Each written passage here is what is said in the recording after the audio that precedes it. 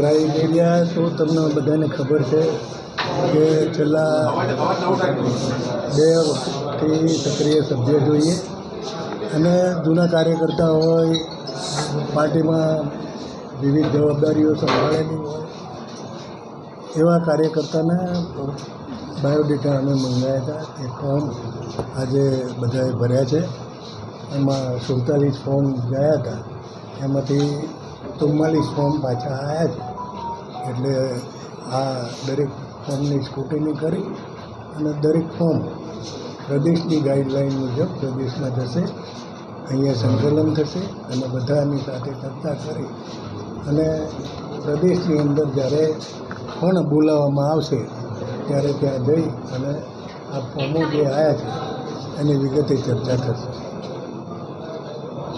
સમયની સમાપ્તિ પછી બી ફોર્મ સ્વીકારવામાં આવ્યા છે. 12:30નો સમય નિર્ધારિત કરવામાં આવ્યો હતો, ત્યારબાદ પણ એનાઉન્સમેન્ટ થયું 12:41 અને અત્યાર સુધી છેલ્લે ફોર્મ દેવામાં આવ્યું. તો સમય નિર્ધારિત કરવા પાછળનું 12:30 પહેલાં ફોર્મ લઈ ગયા હતા એટલે એ ફોર્મ ભરીને આપી શકે. 12:30 હા, જેટલા ફોર્મ ભરવામાં આવ્યા નથી એ પાર્ટી નક્કી કરશે.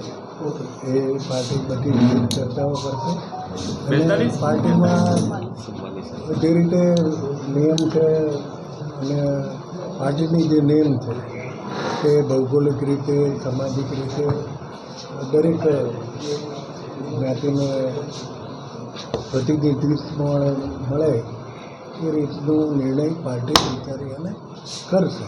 કઈ તારીખ પ્રમુખની જાહેરાત એ હજુ નક્કી નથી. આ ફોર્મની અમારી સંકલન સમિતિમાં ચર્ચા થશે.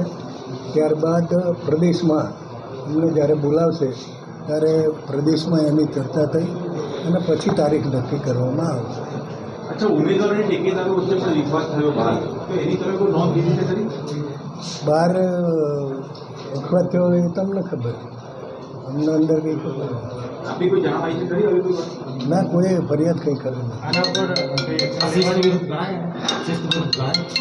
શિસ્તવાળી પાર્ટી છે ભાજપ, અને ભાજપના જ હોદ્દેદાર બહાર ઉભા રહીને જ્યારે આક્ષેપો કરતા હોય તો શિસ્તમાં કોને શિસ્ત ભંગ કર્યો છે એ તમે બહાર હતા એટલે તમને અમને ફરિયાદ મળશે તો એ અંગે વિચારીશું. પ્રદેશમાં ધ્યાન દોરવામાં આવશે આ બાબતે? 100% દોરવામાં.